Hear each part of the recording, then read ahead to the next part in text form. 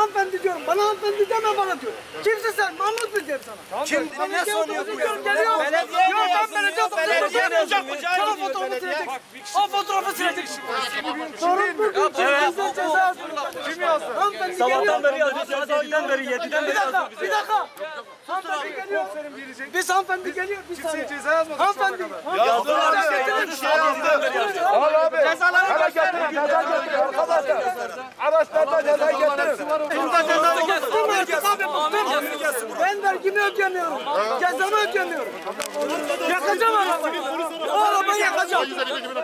O arabayı yakacağım. Abi ben gelende o arabayı yakacağım. Abi müdürü gelecek. Yeter artık ya. 155 yaptı. Baktık. Yeter size aynı kaybınızı. Aynı yapmayın. Ayıptır ya. Terörist miyiz? Sen de gönder. Sen de gönder. Gelince siz insan değilsiniz. Bizde pandemi var. Pandemi yok. Değil mi? Bizde pandemi var. Onlar pandemi yok. Öyleyse böyle. Bak saat 7'den beri geçti. Kesiyor 7'den beri. Bir saniye. Altamıyor ya. Bak Bir saniye. Al abi al. Bizde pandemi yok. Doğru söylüyor.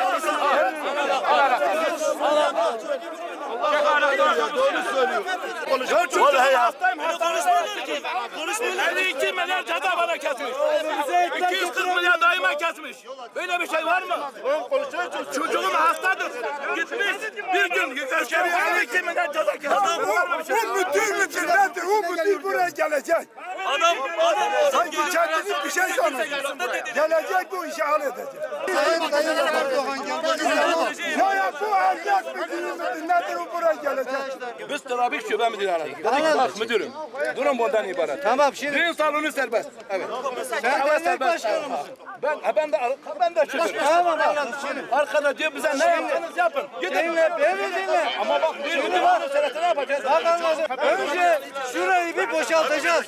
Ben görevimi yapacağım. Abi şurada beni bana diyor ne yaparsan ben kime gideceğim abi? Trafik yüzünden çalışamıyoruz.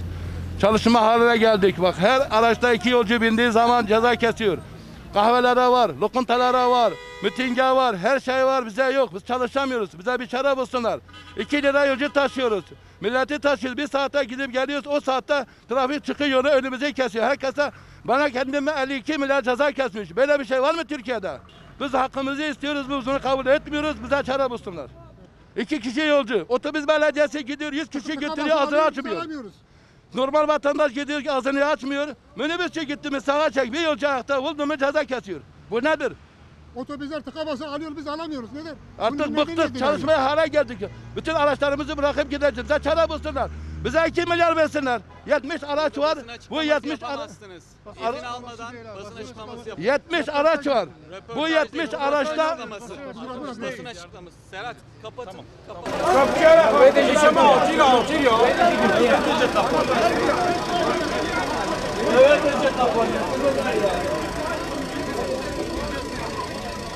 bak ben senin için yolu açacağım. Tamam. Eğer sen bunu yapmazsan yarın yine aynı bu hareket yapacağım. Anladın mı?